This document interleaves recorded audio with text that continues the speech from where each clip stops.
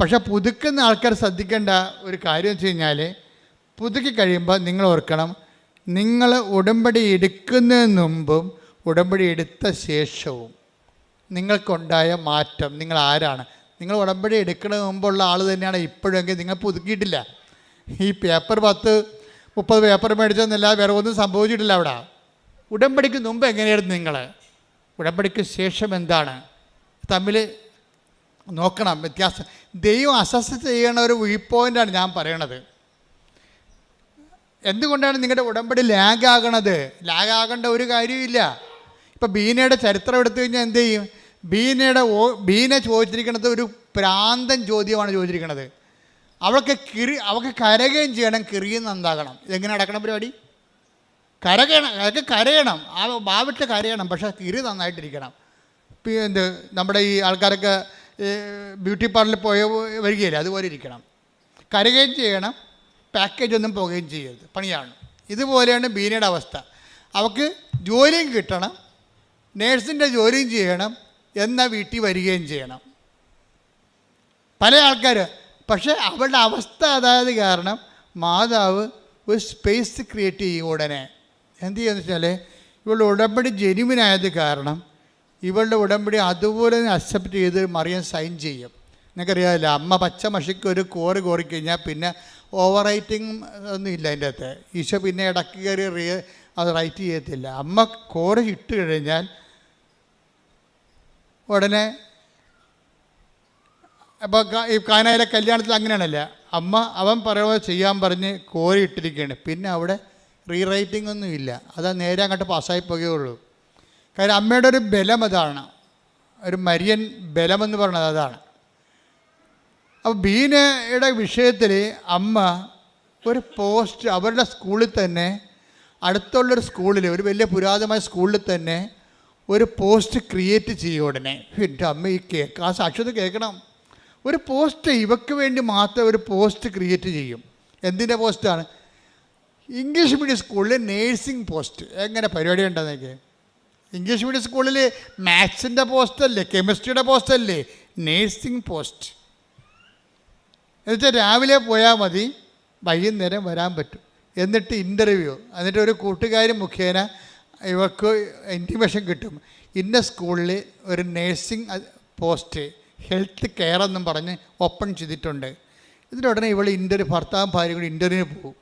Interview പോകുമ്പോൾ അവിടുത്തെ കന്യാസിമാരൊക്കെ, വലിയ സ്കൂളാണ്, ഇങ്ങനെ താടി കൈകൊണ്ടിരിക്കുന്നത്, എന്ത് പോസ്റ്റ് ഇതെങ്ങനെ, ഈ സ്കൂളിൻ്റെ ചരിത്രത്തിൽ ഇന്ന് വരെ ഇങ്ങനെ ഒരു പോസ്റ്റില്ല. എന്താ കാര്യം? ഇംഗ്ലീഷ് സ്കൂളിൽ നേഴ്സിംഗ് പോസ്റ്റ്, ആശുപത്രിയിലല്ലേ നേഴ്സിംഗ് പോസ്റ്റ്. എന്നിട്ട് ഇവൾ ഇൻ്റർവ്യൂ അറ്റൻഡ് ചെയ്യും, അവൾക്ക് അവിടെ ജോലി കിട്ടും. എന്താ പരിപാടി? കുഞ്ഞുങ്ങളുടെ ഹെൽത്ത് കെയർ. എന്നിട്ട് ആ ജോലി എന്താ ചെയ്യണം? അവൾ പറയണേ, ഇപ്പം ഞാൻ ആ സ്കൂളിലേക്ക് എൻ്റെ കുഞ്ഞുങ്ങളുടെ കൂടെ തന്നെയാണ് ഓട്ടോറിക്ഷയിൽ പോണത്. അധ്യാപികയായിട്ട് പോകുകയല്ല, നേഴ്സിംഗ് ജോലി ചെയ്യാൻ സ്കൂളിൽ പോവുകയാണ്. ഇവരെന്താണ് ഉടമ്പടി പറഞ്ഞത് അണുവിടെ തെറ്റാതെ കൃത്രിമമായിട്ട് ഒരു സ്കൂളിൽ ഒരു സ്പേസ്, ഒരു പോസ്റ്റ് സൃഷ്ടിച്ചിട്ട് അവിടെ തന്നെ ഇവളെ അഡ്മിറ്റ് ചെയ്തിരിക്കുകയാണ്. എന്നിട്ട് വൈകുന്നേരം ആകുമ്പോൾ ആ കുഞ്ഞുമായിട്ട് അവർ സ്കൂളിൽ നിന്ന് വരും. ഇതാണ് സാക്ഷ്യം. ഇതാണ് ഉടമ്പടി റേഞ്ച് എന്ന് പറയുന്നത്, നിനക്ക് വേണ്ടി മാത്രം. അത് എന്നുവെച്ചാൽ ദൈവത്തിന് പണ്ട് മുതലേ ഉള്ള ഒരു നിലപാടാണത്. നീ ഉത്തമയാണെന്ന് കണ്ടാൽ നിനക്ക് വേണ്ടി ജനതകളെ. യെശയ്യാ 43:4, നീ എനിക്ക് വിലപ്പെട്ടവനും ബഹുമാന്യനും പ്രിയങ്കരനും ആയതുകൊണ്ട് നിനക്ക് പകരമായി മനുഷ്യരെയും നിന്റെ ജീവന് പകരമായി ജനതകളെയും ഞാൻ നൽകുന്നു. ദൈവത്തിന് പ്രിയങ്കരമായി നോക്കണം. ഉടമ്പടി പോലെ സത്യസന്ധമായ ഉടമ്പടി ഇൻവെസ്റ്റ്മെൻറ്റിലൂടെ നമുക്ക് ദൈവത്തിന് പ്രിയങ്കരമായി മാറ്റുന്നതിനേക്കാൾ വലിയ ഒരു പ്രാർത്ഥനാ രൂപമില്ല. ഇവിടെ എന്താ? ഒന്നിന് വായിച്ചേ യെശയ്യാ 43:4. യെശയ്യാ 43:4 ഏറ്റു പറയുക. നീ എനിക്ക് വിലപ്പെട്ടവനും ബഹുമാന്യനും പ്രിയങ്കരനും ആയതുകൊണ്ട് നിനക്ക് പകരമായി മനുഷ്യരെയും നിന്റെ ജീവന് പകരമായി ജനതകളെയും ഞാൻ നൽകുന്നു. അപ്പൊ നമുക്ക് വേണ്ടി ഏതറ്റം വരെ അറ്റ് എനി കോസ്റ്റ് ദൈവം ചെയ്യാൻ വിചാരിച്ചാൽ ചെയ്തിരിക്കും. പക്ഷേ ഒരു കോസ്റ്റ് മാത്രമേ ഉള്ളൂ. എന്താണ്? നീ എനിക്ക് വിലപ്പെട്ടവനായിരിക്കണം. പിന്നെ ആരാണ്? പ്രിയങ്കരനായിരിക്കണം. അപ്പം ഉടമ്പടി ഫോർമാറ്റ് എന്ന് പറയണത് ബേസിക്കായിട്ട് നമ്മളെ ദൈവത്തിന് പ്രിയപ്പെട്ടവരാക്കുന്ന പ്രാർത്ഥനയാണ്, പദ്ധതിയാണ്. ദൈവത്തിന് പ്രിയങ്കരമാക്കുക. നിങ്ങളോട് ഞങ്ങൾ പറഞ്ഞിട്ടുള്ള അവൻ പറയുമ്പോൾ ചെയ്യണം പറയുമ്പോൾ ഇങ്ങനെ ചെയ്യുന്നതിലൂടെ എന്താണ് സംഭവിക്കുന്നത്? നിങ്ങൾ ദൈവത്തിന് പ്രിയപ്പെട്ടവരായിരിക്കും, ദൈവത്തിന് പ്രിയപ്പെട്ടവരായിരിക്കും, ദൈവത്തിന് ബഹുമാന്യരായിരിക്കും. ദൈവം നിന്നെ ബഹുമാനിക്കുന്ന രീതിയിലേക്ക് നീ പുണ്യത്തിൽ പുരോഗമിച്ചുകൊണ്ടിരിക്കണം. ഇതിൻ്റെ അകത്ത് വരുന്നൊരു വിഷയം, ഈ ദൈവത്തിന് പ്രിയങ്കരനായിരിക്കുക, ദൈവത്തിന് ബഹുമാന്യനായിരിക്കുക എന്ന് പറയുന്നതിൻ്റെ കൗണ്ടർ പാർട്ടുണ്ട്. പിന്നെന്താണ്? ലോകത്തിന് പ്രിയങ്കരമായിരിക്കുക. അവിടെയാണ് അനുതാപം ആവശ്യമായി വരണത്. ലോകത്തിന് പ്രിയങ്കരമായിരിക്കുക, സാത്താന് പ്രിയങ്കരമായിരിക്കുക. ഈ ഉടമ്പടി ആധ്യാത്മികതയിൽ നിങ്ങൾ ശ്രദ്ധിക്കേണ്ടത്, നിങ്ങൾ അതിശയങ്ങൾക്കാണ് ശ്രദ്ധ കൊടുക്കുന്നത്, അത്ഭുതങ്ങൾക്കും. അതിന് വിശ്വാസം മതി, വിശുദ്ധിയുടെ ആവശ്യമില്ല. അത്ഭുതങ്ങളും അടയാളം ഉണ്ടാകാൻ ഒരു പരിധി വരെ വിശുദ്ധി ഇല്ലെങ്കിലും വിശ്വാസം കൊണ്ട് അത്ഭുതങ്ങളും അടയാളം ഉണ്ടാവും.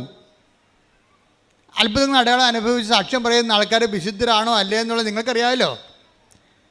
പക്ഷെ അവിടെ അത്ഭുതം അനുഭവിക്കുന്നവർ വിശുദ്ധരുമാണ് ചിലർ.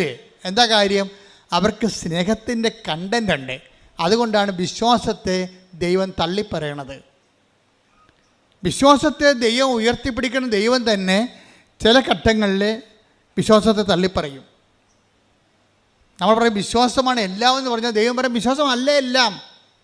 അതറിയണമെങ്കിലേ 1 Corinthians 13:2 എനിക്ക് പ്രവചനവരം ഉണ്ടായിരിക്കുകയും എനിക്ക് പ്രവചനവരം ഉണ്ടായിരിക്കുകയും സകല രഹസ്യങ്ങളും ഞാൻ ഗ്രഹിക്കുകയും ചെയ്താലും സകല വിജ്ഞാനവും മലകളെ മാറ്റാൻ തക്ക വിശ്വാസവും എനിക്കുണ്ടായാലും സ്നേഹമില്ലെങ്കിൽ ഞാനൊന്നുമല്ല.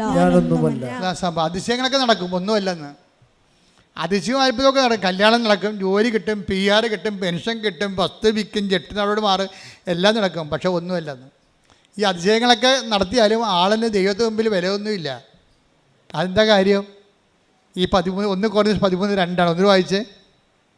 എനിക്ക് പ്രവചനവരം ഉണ്ടായിരിക്കുകയും സകല രഹസ്യങ്ങളും ഞാൻ ഗ്രഹിക്കുകയും ചെയ്താലും സകല വിജ്ഞാനവും മലകളെ മാറ്റാൻ തക്ക വിശ്വാസവും എനിക്കുണ്ടായാലും സ്നേഹമില്ലെങ്കിൽ ഞാനൊന്നുമല്ല. അപ്പം ഈ ഒന്നുമല്ലാത്ത അവസ്ഥ ബിഗ് സീറോ ആയിട്ടിരിക്കും. വിശ്വാസമല്ല എല്ലാം. ഈ വിശ്വാസത്തിൽ എന്തെല്ലാം അത്ഭുതങ്ങൾ നടത്തിയാലും ശരി, നിങ്ങൾ നാളെ കോടീശ്വരനായാലും ശരി, ദൈവത്തിൻ്റെ മുമ്പിൽ നിങ്ങൾ ബിഗ് സീറോ ആയി മാറും. അതുകൊണ്ടാണ് കർത്താവ് പറയണത്, കർത്താവേ ഞങ്ങളുടെ തിരുവീഥികളിൽ നീ അത്ഭുതങ്ങൾ ചെയ്തിട്ടുണ്ട്, രോഗികളെ ശുശ്രൂഷിച്ചിട്ടുണ്ട്, മരിച്ചവരെ ഉയർപ്പിച്ചിട്ടുണ്ട് എന്നൊക്കെ പറയുമ്പോഴേ കർത്താവിൻ്റെ അത്ഭുതങ്ങളുടെ ദിക്സാക്ഷികളായി കഴിഞ്ഞിട്ടും പറയും ഐ ഡോണ്ട് നോ യു, എനിക്ക് നിങ്ങളെ അറിയത്തില്ല. Take the bed of God. ശ്രദ്ധിക്കട്ടെ. Hallelujah hallelujah hallelujah hallelujah hallelujah. യേശുവേ നന്ദി. Hallelujah hallelujah hallelujah. യേശുവേ ആരാധന ആരാധന ആരാധന ആരാധന. ഓ ദിവ്യകാരുണ്യ സ്നേഹമേ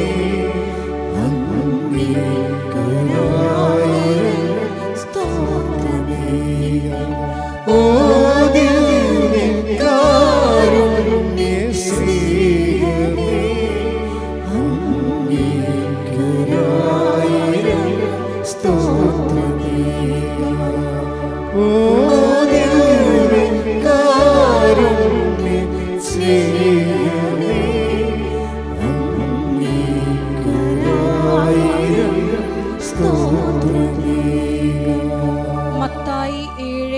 21 മുതൽ 23 വരെയുള്ള തിരുവചനങ്ങൾ. മത്തായി 7:21.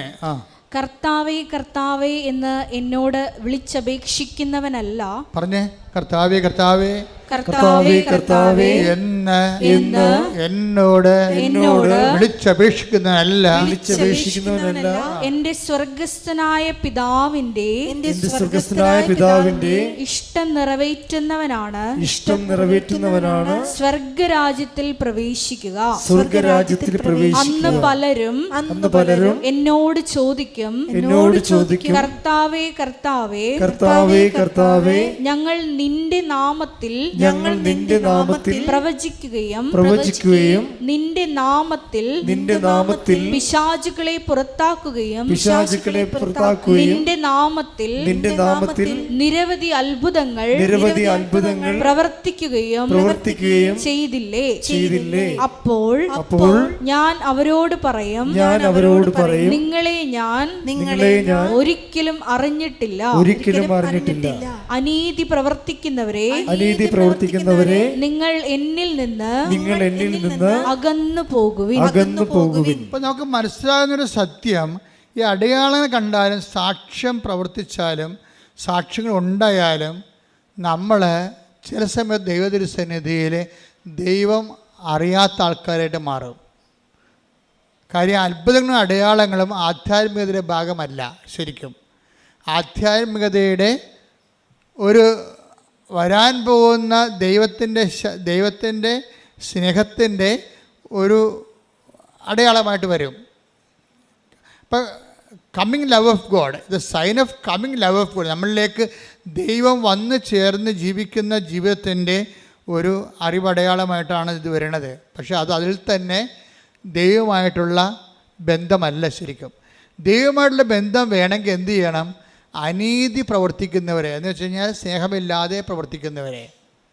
നീതിയും സ്നേഹവും തമ്മിലാണ് ബൈബിള് കണക്ട് ചെയ്യണത്. അനീതി പ്രവർത്തിക്കണമെന്ന് വെച്ച് കഴിഞ്ഞാൽ സ്നേഹമില്ലാതെ പ്രവർത്തിക്കുന്നവരെ. കുറേ കാര്യങ്ങളൊക്കെ നടക്കാം, പക്ഷേ അതേസമയം നമ്മുടെ ഉള്ളിൽ ബേസിക്കായിട്ട് സ്നേഹം ഉണ്ടാകത്തില്ല. അപ്പോൾ ഇതിങ്ങനെ ദുരന്തം പിടിച്ച ക്രിസ്ത്യാനി ഇങ്ങനെ കുറേ എണ്ണം ഉണ്ട്. എന്ന് വെച്ചാൽ ഭയങ്കര ഉടമ്പടി. പല ആൾക്കാരുടെയും വിശ്വാസം പോയിരിക്കണത് എന്തുകൊണ്ടാണ്? ഇപ്പം നമ്മൾ നീലത്തിരി കത്തിക്കുമ്പോൾ തന്നെ മരുമോൾ എന്താണ്ട് അപ്പുറത്തുനിന്ന് പറയണത്, ശവം നീലത്തിരി കത്തിക്കാൻ തുടങ്ങിയിട്ടുണ്ട്. ഇവളുടെ കാര്യമൊക്കെ നടക്കാൻ വേണ്ടി ഇങ്ങനെ പറയും. ഇവളുടെ കയ്യിരിപ്പ് ദൈവത്തിന് അറിയാവാ. ഈ ജന്മത്തി അക്കറെ 1000 തിരി കത്തിച്ചാൽ ഇവർ രക്ഷപ്പെടത്തില്ല എന്നാണ് അടുക്കള എന്നുകൊണ്ട് ചിലപ്പോൾ അമ്മ അല്ലെങ്കിൽ മരുമകളെ പറയണത് നിങ്ങളെക്കുറിച്ച്. എന്താ കാര്യം? നിങ്ങൾ ഏറ്റവും അറിയാവുന്നവരാരാണ്? നിങ്ങളുടെ വീട്ടിലുള്ളവരാ. ദൈവം കഴിഞ്ഞാൽ പിന്നെ നിങ്ങളെ അറിയാവുന്നവരാരാണ്? നിങ്ങളുടെ വീട്ടിലുള്ളവരാണ്. അപ്പം നിങ്ങൾ ഈ ഉടമ്പടിയൊക്കെ എടുത്ത് ഇങ്ങനെയൊക്കെ ജയിക്കുമ്പോൾ മറ്റുള്ളവർക്കറിയാം എത്ര ഉടമ്പടിക്ക് പോയിട്ടും ഇത് പണ്ട് പാക്കനാർ ചുരക്കായും കൊണ്ട് കാശി പോയ പോലെ ഇരിക്കുമെന്ന്. കാശി കൊണ്ടുപോയി ഗംഗാനദിയുടെ തീരത്ത് പാക്കനാർ പോയ വഴിക്കെല്ലാം നമുക്കറിയാമല്ലോ പറയിച്ച് പെറ്റ പന്തിരികുലത്തിലെ ഒരാളാണ് ഉളിയന്നൂർ പെരുങ്ങുന്തച്ഛനും പിന്നെ പാക്കനാരും. പാക്കനാർ കാശിക്ക് പോയപ്പോൾ പെണ്ണുമ്പോൾ പറഞ്ഞ് മനുഷ്യനെ ഈ ചുരക്കായും കൂടി കൊണ്ടുപോകുമെന്ന് പറഞ്ഞു. എന്താ കാര്യം എന്നറിയാമോ? വന്നതിനും പോയതിനും എല്ലാം പാക്കനാർ ഇവിടെ കഴുത്തിന് പിടിക്കും. അതാണ് പ്രശ്നം പെണ്ണുമ്പിള്ളയുടെ. അപ്പോൾ അങ്ങനെ ആൾക്കാരൊക്കെ മാനസാന്തരം ഉണ്ടായി. പുള്ളിക്കാരൻ കാശിക്ക് പോവുകയാണ്. അപ്പോൾ പെണ്ണുമ്പിള്ള പറഞ്ഞ് ചുരക്കായും കൂടി കൊണ്ടുപോകാൻ പറഞ്ഞു. അപ്പോൾ അത് എന്തെങ്കിലും ഒരു നൈവേദ്യത്തിനായിരിക്കും വിചാരിച്ചുകൊണ്ട് തിരിച്ചു കൊണ്ടുപോകാൻ കേട്ടാന്ന് പറഞ്ഞ് അവിടെ പൂജിച്ചിട്ട് തിരിച്ചു കൊണ്ടുപോയി നമുക്ക് അറിവിച്ച് കഴിഞ്ഞാൽ എല്ലാ രോഗം മാറുമെന്ന് പെണ്ണുമ്പിള്ള പറഞ്ഞിരിക്കുക. അങ്ങനെ ചുരക്കായും കായ്ക്കൊണ്ട് പാക്കനാർ പോയിരിക്കുകയാണ് കാശിക്ക്. പോയ എല്ലാ വെച്ചമ്പലത്തിലും കുടുംബക്ഷേത്രങ്ങളിലും എല്ലാം പാക്കനാർ തൊഴുകയും ചെയ്യും. അവിടെയുള്ള കുളത്തിലെല്ലാം ഈ ചുരക്ക കഴുകുകയും ചെയ്യും. തിരിച്ച് കാശിക്ക് പോയി ഗംഗയിലും കൊണ്ട് സ്നാനം ചെയ്തപ്പോൾ പാക്കനാർ ചുരക്ക അവിടെ കഴുകി തിരിച്ച് കൊണ്ടുവന്ന് ഭാര്യയ്ക്ക് കൊടുത്തേ നീ പറഞ്ഞ പോലെ എല്ലാം ചെയ്തിട്ടുണ്ട്, ഇനിയിപ്പോൾ അതിൻ്റെ കുറവുണ്ടായിരുന്നു. പെണ്ണുമ്പിളിച്ച് വെട്ടിക്കീറി കഴുകി വെട്ടി കൊത്തി എരിഞ്ഞ് കറിവെക്കുകയും ചെയ്ത്. പക്ഷേ ചുരക്കാക്ക് കയ്പ്പാണ് ഭയങ്കര. അപ്പോഴേ പാക്കനായ പറഞ്ഞ് നീ കറിവെച്ചിട്ട് പിന്നെ ചുരക്കാക്ക് കയ്പ്പാണല്ല. അപ്പോൾ പെണ്ണുമ്പിള ചിരിച്ച്. എന്താ കാര്യം? ഇതുപോലെ നിങ്ങളുടെ അവസ്ഥയെന്ന്. ഇതുപോലെയാണ് നിങ്ങളുടെ അവസ്ഥയെന്ന്. എത്ര തീർത്ഥസ്ഥലിൽ കഴുകിയിട്ടും നിങ്ങൾക്ക് മാറ്റമൊന്നുമില്ല. എത്ര ഉടമ്പടി എടുത്തിട്ടും നിങ്ങൾ പഴയ ആളാണ്. തെറ്റുകൾ ആവർത്തിക്കുന്നു എന്ന് പറയണത്. തെറ്റുകൾ ആവർത്തിക്കുന്നു. ആ പഴയ ജീവിതത്തിൻ്റെ കയ്പ്, സ്വഭാവത്തിൻ്റെ കയ്പ് മാറണില്ല, മധുരമാകണില്ല, സ്നേഹം വരണില്ല. കുറേ അടയാളം കാണുന്നു, കുറേ സാക്ഷ്യം പറയുന്നതല്ലാതെ ഹൃദയത്തിന് ആ സ്നേഹത്തിലേക്കും ക്ഷമയിലേക്കും ആ കൈമാറ്റത്തിലേക്കും മറ്റുള്ളവരെ സന്ധിക്കുന്നതിലേക്കും ഒരു മധുരതയിലേക്ക് വരണില്ല. കയ്പാണ് ഇപ്പോഴും ഇരിക്കണത്. പാക്കനാടിൻ്റെ ചുരക്ക പോലെ തന്നെയാണ് ഉടമ്പടിക്ക് ശേഷവും നിങ്ങൾ ഇരിക്കണമെന്നുണ്ടെങ്കിൽ നിങ്ങൾ ഉടമ്പടിയിലല്ല എന്നുള്ള കാര്യമാണ് നമ്മൾ അറിയേണ്ടത്. എന്താ അങ്ങനെ പറയാൻ കാരണം അറിയാവോ? പണ്ട് കർത്താവ് ഒരു ചേടത്തിയോട് പറഞ്ഞ് എന്താ പറഞ്ഞത്? അപ്പം ആ ചേടത്തി അത് അക്സെപ്റ്റ് ചെയ്തു. എന്താ പറഞ്ഞത്? മർക്കോസിൻ്റെ 27 അല്ലേ? കാനങ്കാരി പറഞ്ഞ് എൻ്റെ മകള് ഭയങ്കര അസുഖമായിട്ട് കിടക്കുകയാണെന്ന് പറഞ്ഞു. പിശാച് ബാധിച്ചിരിക്കണമെന്ന് പറഞ്ഞു. മകള് അവളുടെ തലയെ കൈവച്ച് പ്രാർത്ഥിച്ചൊരു അത്ഭുതം കാണിക്കണം, എൻ്റെ മകളെ രക്ഷപ്പെടുത്തണമെന്ന് കർത്താവിനോട് ഈ കാനങ്കാരി പറയും. അപ്പോൾ ഈശോ പറഞ്ഞൊരു വാക്കുണ്ട്. എന്താണ്? മർക്കോസ് 7:27. അവൻ പ്രതിവചിച്ചു. എന്താണ്? ആദ്യം മക്കൾ ഭക്ഷിച്ച് തൃപ്തരാകട്ടെ. മക്കളുടെ അപ്പമെടുത്ത് മക്കളുടെ അപ്പമെടുത്ത് നായ്ക്കൾക്ക് എറിഞ്ഞു കൊടുക്കുന്നത് നന്നല്ല. അതാണ്. ആദ്യം മക്കൾ ഭക്ഷിച്ച് തൃപ്തരാകട്ടെ. പൊതുവെ ഈ കമൻട്രി പുസ്തകങ്ങളിലൊക്കെ കിടക്കണത് എന്താണെന്നറിയോ? മക്കളെന്ന് പറഞ്ഞാൽ ഇസ്രായേൽക്കാരും പുറത്തുള്ള വിജാതീയരായിട്ടുള്ള ഇസ്രായേൽക്കാരല്ലാത്ത ആൾക്കാരാണ് നായ്ക്കളെന്ന്. ശരിക്കും പറഞ്ഞാൽ അതാണോ? മക്കളെന്ന് പറയുന്നത് നിത്യജീവന് വേണ്ടി വിളിക്കപ്പെട്ട ആൾക്കാരുമുണ്ട്, ലോകജീവിതത്തിന് വേണ്ടി വിളിക്കപ്പെട്ട ആൾക്കാരുമുണ്ട്. ബൈബിളല്ലേ നമ്മൾ വ്യാഖ്യാനിക്കണത്, അല്ലാതെ അവിടുത്തെ ജിയോഗ്രാഫിക്കൽ സിറ്റുവേഷൻ സമുദായ സമവാക്യങ്ങളാണ് ആ വ്യാഖ്യാനിക്കണത്. അല്ല, ബൈബിൾ എന്താ പറയണത്? ആരാണ് നായെന്ന് ബൈബിൾ പറയുന്നുണ്ട്. ബൈബിൾ പറയണത് ആരാണ്? മക്കളുടെ അപ്പം എടുത്ത് നായ്ക്കൾക്ക് കൊടുക്കുക വിഹിതമല്ല. ആരാണ് നായ?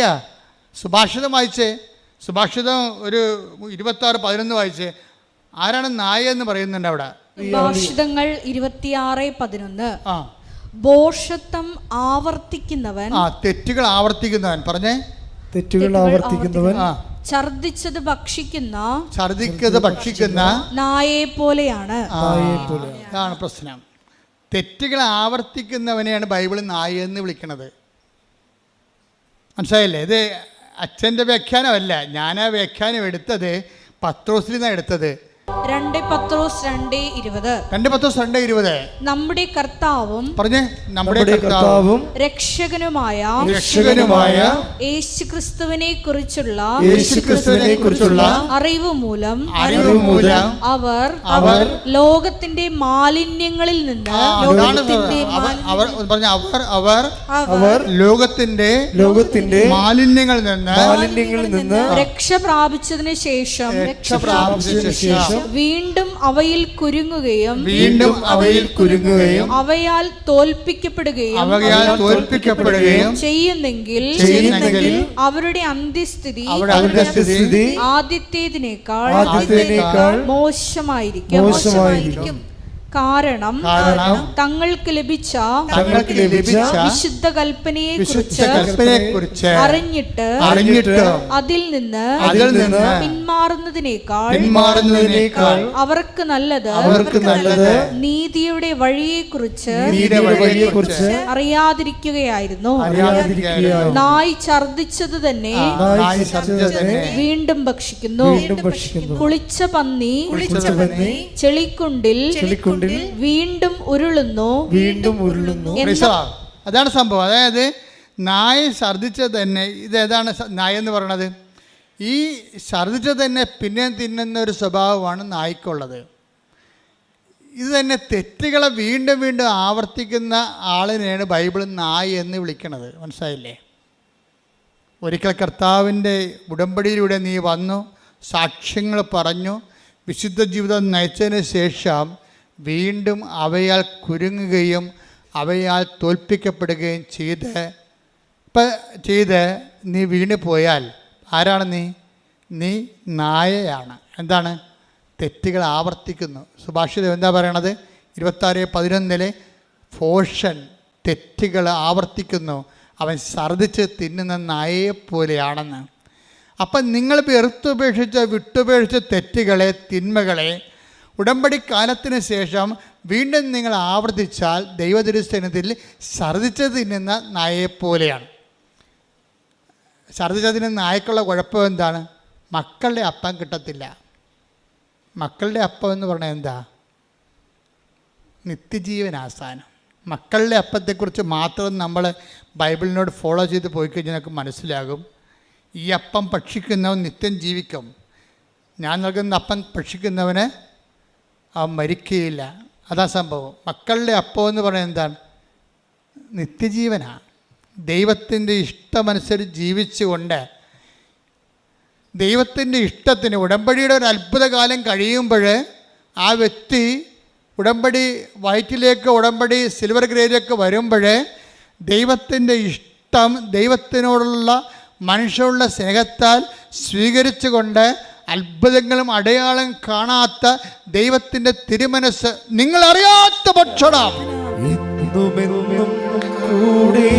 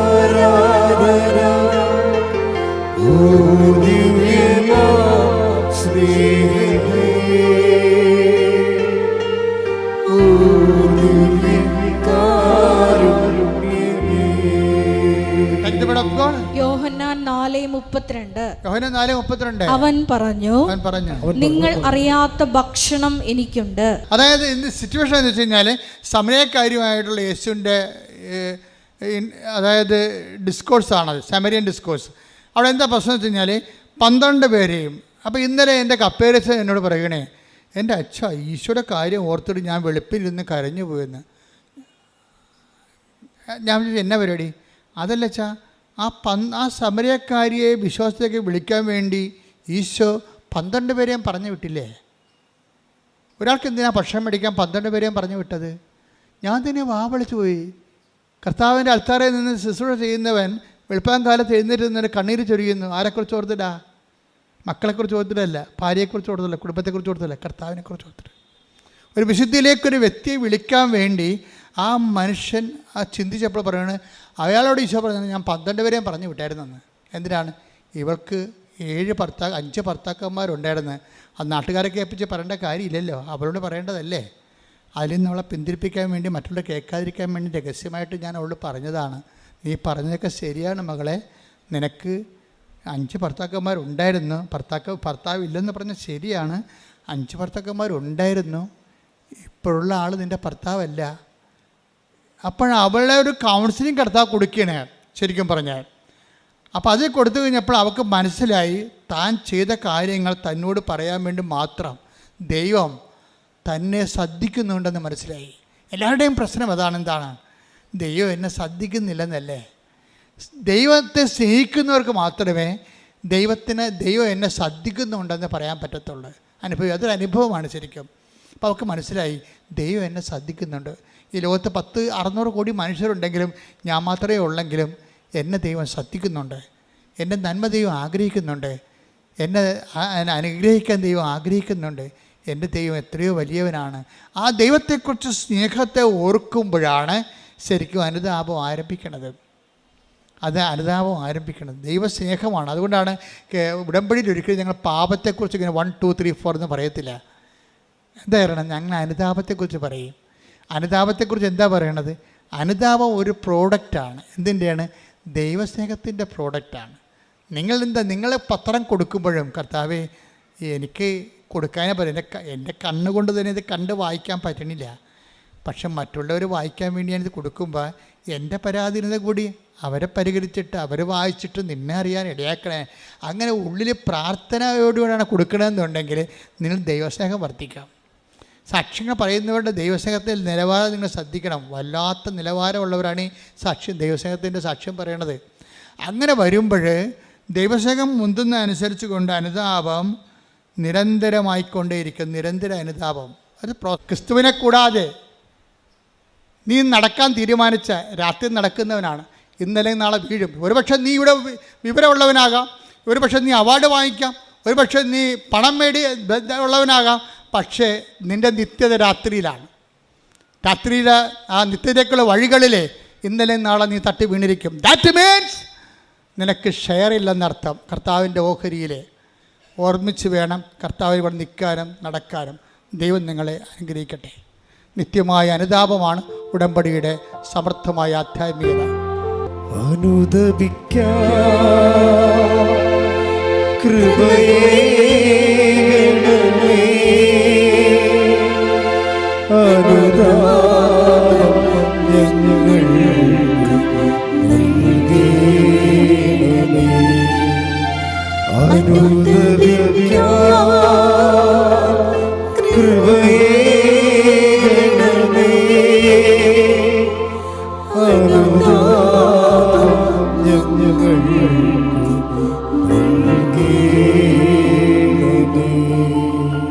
മക്കളെ, ഒരു കൈ ഇടത് കൈ ഇടത് നെഞ്ചിലും വലത് കൈ ഹൃദയ ശിരസിലും വെച്ചുകൊണ്ട് ഇവിടെ തീർത്ഥാടനത്തിലുള്ളവരും ഓൺലൈനിലുള്ളവരും പ്രാർത്ഥിക്കുക. അച്ഛൻ പ്രാർത്ഥിക്കുമ്പോൾ നിങ്ങളുടെ രോഗങ്ങളും നിങ്ങളുടെ ജീവിതാവസ്ഥകളുടെ മേലും ദൈവികമായ ശക്തി ആവശ്യിക്കുന്ന സമയമാണ്. ശ്രുതികട ഹല്ലേലൂയ. എൻ്റെ കർത്താവിൻ്റെ ഉന്നതമായ നാമത്തിൽ കർത്താവേ, നിന്റെ വിശുദ്ധ പൗരോഹിത്യത്തെ മഹത്വപ്പെടുത്തണമേ. കർത്താവേ, സഭയിലുള്ള സാന്നിധ്യം പ്രകടമാക്കണമേ. ശ്രുതികട മക്കളെ, ശ്രുതികട ഹല്ലേലൂയ. കർത്താവേ, നിന്റെ തിരുമുറിവാടുന്ന വലതുകരം ആണിപ്പെടുതാടുന്ന അത്ഭുതകരം ഓരോ മകൻ്റെ മേലും വെക്കണമേ. ഉച്ച മുതൽ ഉള്ളംകാല് വരെ കർത്താവിൻ്റെ രക്തം പടരട്ടെ. ഉച്ച മുതൽ ഉള്ളംകാല് വരെ കർത്താവിൻ്റെ രക്തം പടരട്ടെ. എല്ലാ കോശങ്ങളിലും പേശികളിലും കർത്താവിൻ്റെ രക്തം പടരട്ടെ. ദൈവത്തിന്റെ കരുണ ചൊരിയട്ടെ. ശ്രുതികട ഹല്ലേലൂയ. Hallelujah, hallelujah, hallelujah. മഹത്വം, മഹത്വം, ആരാധന, ആരാധന. ഹല്ലേലൂയ. യേശുവേ നന്ദി, യേശുവേ ആരാധന. Hallelujah, hallelujah. കർത്താവേ, നിന്റെ ഉന്നതമായ നാമത്തിന് സ്വസ്ഥം. ശ്രുതിയുടെ മക്കളെ, ശ്രുതിയുടെ മക്കളെ, കർത്താവേ, നിന്റെ ഉന്നതമായ നാമത്തിന് സ്വസ്ഥം ചെയ്യുന്നു. കർത്താവേ, കർത്താവേ, നിന്റെ തിരുമുറിവാടുന്ന വലതുകരം മകൻ്റെ ശിരസ് വെക്കണമേ, മക്കളുടെ ശിരസിൽ വെക്കണമേ. സന്ധ്യബന്ധങ്ങളിലെ കർത്താവിൻ്റെ രക്തം നിറയട്ടെ. അച്ഛൻ ഓരോ പ്രാർത്ഥനകൾ പ്രാർത്ഥിക്കുമ്പോഴും കർത്താവിൻ്റെ രക്തം നിറയട്ടെ എന്ന് ഉച്ചത്തിൽ പറയണം. നിങ്ങളുടെ സന്ധിബന്ധങ്ങളിലെ മാംസപേശികളിലെ രക്തഞരമ്പുകളിലെ ആന്തരിക അവയവങ്ങളിലെ ഉച്ച മുതൽ ഉള്ളംകാല് വരെ മാരക രോഗങ്ങളിലെ തീരാവേദികളിലെ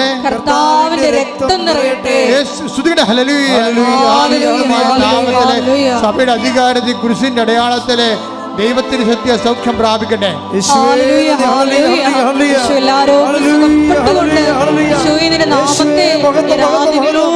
വീണ്ടും വീണ്ടും മഹത്വപ്പെടുത്തുവാൻ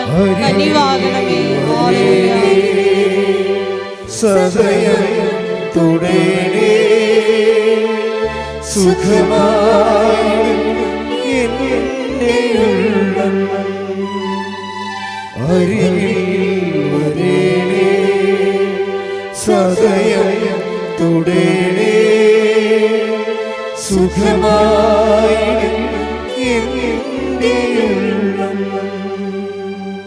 എൻ്റെ മക്കളെ, ജോലിയില്ലാത്തവർ, വീടില്ലാത്തവർ, വഴിയില്ലാത്തവർ, ജപ്തി നടപടി നേരിടുന്നവർ, മക്കളില്ലാത്തവർ, വിവാഹം ഒത്തുവരാത്തവർ, സാമ്പത്തികമായ വിഷമതകൾ അനുഭവിക്കുന്നവർ, മാനസിക രോഗങ്ങൾ അനുഭവിക്കുന്നവർ, അതുപോലെ തന്നെ വിവാഹം ഒത്തുവരാത്തവർ, ഡൈവേഴ്സിന് വേണ്ടി കേസ് കൊടുത്തിരിക്കുന്നവർ, വീണ്ടും ഒരുമിച്ച് താമസിക്കണമെന്ന് ആഗ്രഹിക്കുന്നവർ, വിസയ്ക്ക് പണം കൊടുത്തവർ, പോകാൻ പറ്റാത്തവർ, തിരിച്ചു വരാൻ പറ്റാത്തവർ, ജയിലിലാകപ്പെട്ടവർ, അങ്ങനെ എല്ലാ മേഖലയുള്ളവർ അത് വിടുതലിന് വേണ്ടി ശ്രദ്ധിക്കട്ടെ. ഹല്ലേലൂയ. Hallelujah hallelujah hallelujah. മഹത്വം മഹത്വം. ആരാധന ആരാധന. ഹല്ലേലൂയ. യേശുവേ നന്ദി. യേശുവേ ആരാധന.